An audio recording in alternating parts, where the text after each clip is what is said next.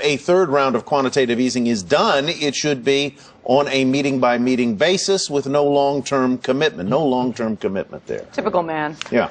Apple suppliers reportedly manufacturing. That's why I looked at you.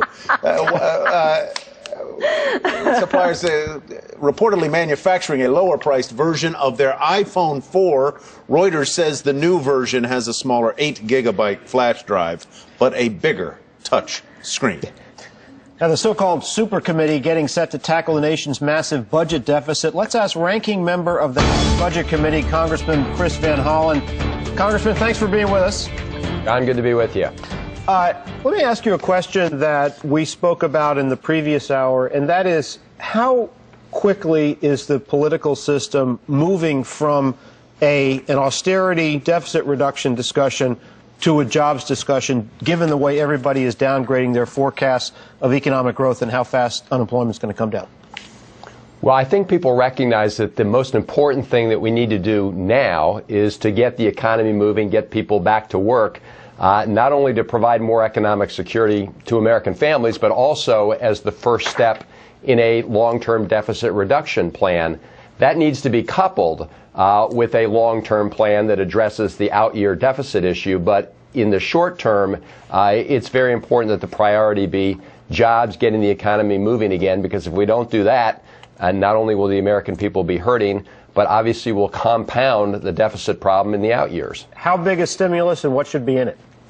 Well, those are the questions that are going to be debated. The White House, of course, and the President's going to put forward a proposal. I hope it will be a significant proposal in terms of a payroll tax holiday. I think they should even consider enlarging it. I think infrastructure investments need to be a very important component of that. If we do what the House Republican budget would do, which is to cut the infrastructure investment by 1/3 this year compared to just last year, that would be a terrible thing to do right now in the economy. Obviously, extension of unemployment benefits will help those who are still looking for work and can't find it, so they can go out and make sure they can put food on the table, and of course go to their local grocery stores to keep the economy moving. So those are some of the steps, but I think the infrastructure package will be very important. Some people say you're never going to get the economy on a firmer footing unless you do something about housing.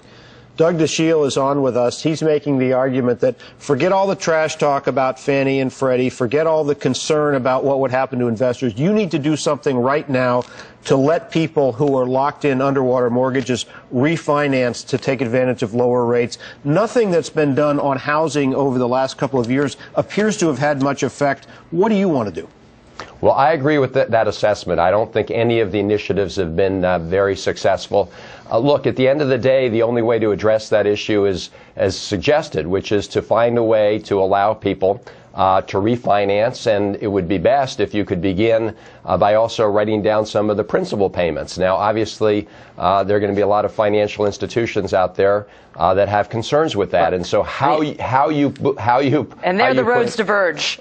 Well, I mean, I think it'd be great to play poker with, because I would know what's in your hand every time. No, not necessarily, because I have the same expression, but you still won't know what's in my hand. That's the difference. I think we need to distinguish. I mean, there is a bill out there which is to helping responsible homeowners. The Boxer bill. Right, which is not about trying to give people reduction in principal. It's all about just getting them a market rate on their mortgage.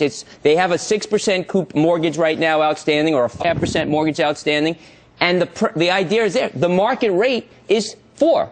How can you get the person's mortgage from 6 to 4? That's the issue. When these are people who are already paying, they're not delinquent. These are people who have paid. And there's almost $1.6 trillion of people who are paying their mortgage and have a well above market rate mortgage right now. Does the Boxer bill stand any chance of passing? I don't know the answer to that right now. I think it's going to be a big part of the discussion going back, however. And look, the question is how you can use the leverage of the federal government to try and make sure that people can refinance. Exactly what was said. These are folks, many of them, who are making their payments on time. The government actually has a program. and we were talking about this during the break, there is a program out there that allows for, I mean, the biggest constraint against refinancing is that your house is underwater, that you have a loan to value where the house is now worth less than the loan. And that creates problems. But the government